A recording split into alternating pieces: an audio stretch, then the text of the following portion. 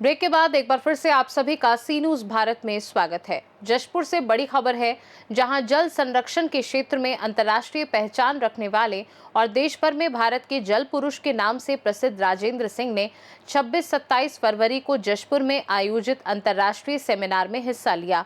उन्होंने जैव विविधता, पर्यावरण संरक्षण और पारंपरिक ज्ञान के समन्वय से सतत भविष्य के लिए अपना अनुभव साझा किया। राजेंद्र सिंह ने कहा, अगर पानी बचाना हो तो परंपरागत जल संरचनाओं को अपनाना होगा, तभी आने वाली पीढ़ियों का भविष्य सुरक्षित रहेगा। उन्होंने जोहड़ जैसी पारंपरिक तकनीकों से सूखी नदियों के पुनर्जीवन और गांव को जल समृद्ध बनाने के अपने अनुभव साझा किए।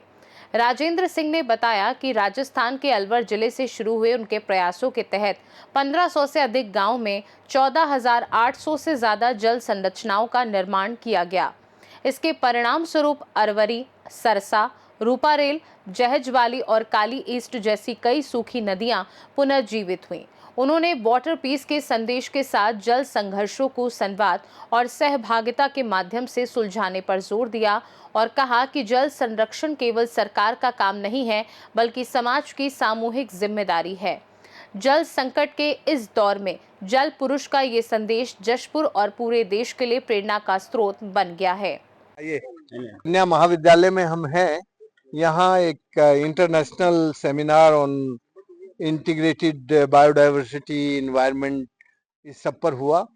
अच्छा लगा। इस इलाके के सब प्रोफेसर, शिक्षक, विद्यार्थी सब पूरा हॉल भरा था। इसका मतलब ये है कि यहाँ रुचि है, दिलचस्पी है लोगों की। मैंने यही कहा कि जसपुर ना भगवान का लाडला बेटा है। यहाँ जंगल है, बारिश भी होती है, बादल भी आते हैं, बरसते भी हैं।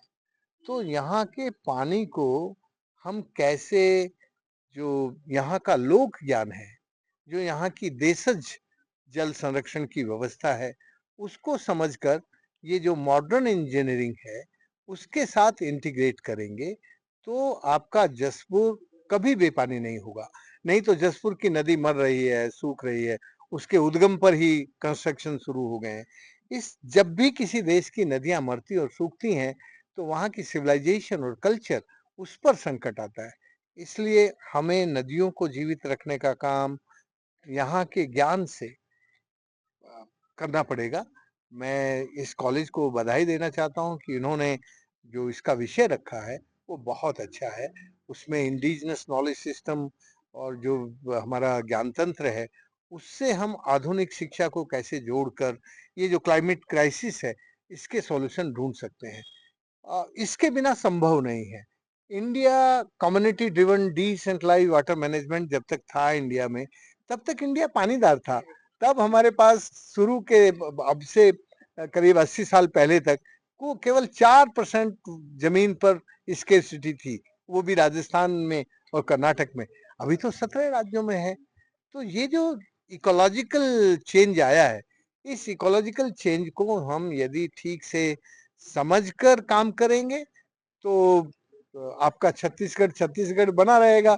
छत्तीसगढ़ तो इसलिए जाना जाता है कि छत्तीसगढ़ों का राज्य है और पानीदार राज्य है। आपके यहाँ पानी बहुत अच्छे से, पुराने जमाने में जो चारों तरफ से पानी को घेर के जो परंपरागत जल संरचना थी, जिसको हम ट्रेडिशनल वाटर मैनेजमेंट कहते हैं, उस ट्रेडिशनल वाटर मैनेजमेंट में बायोडायवर्सिटी इंटीग्रेशन इन्वॉल्व था।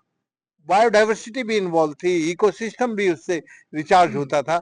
लेकिन वो जो पुराना सिस्टम बदला और जो अब नए सिस्टम पे जो पानी का काम कर रहे हैं वो सचमुच हमारे लिए अच्छा नहीं है। हम यदि अच्छा काम करना चाहते हैं तो फिर हमें भारतीय ज्ञान तंत्र और ये जो आधुनिक शिक्षा है इसका इंटीग्रेशन करने की जरूरत है। तभी आपका जसपुर भी और छत्तीसगढ़ भी पानीदार बनेगा। जशपुर से सीनू संवाददाता दीपक वर्मा की रिपोर्ट। राजेंद्र सिंह की सीख और अनुभव न केवल जशपुर के लिए बल्कि पूरे देश में जल संरक्षण की दिशा में नई उम्मीद और प्रेरणा दे रहे हैं। खास रिपोर्ट में फिलहाल के लिए इतना ही। देश दुनिया की बाकी खबरों को जानने के लिए आप देखते रहिए सी न्यूज भारत।